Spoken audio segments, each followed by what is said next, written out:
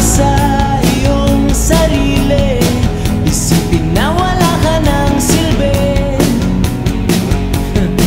Sandaluhalang kalokohan, bukas sisikat din muli ang araw. Ngunit para lang sa may tiyagang maghintay.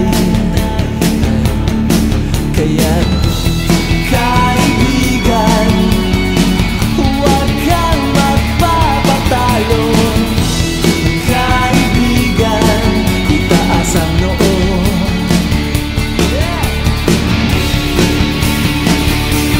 Dahil wala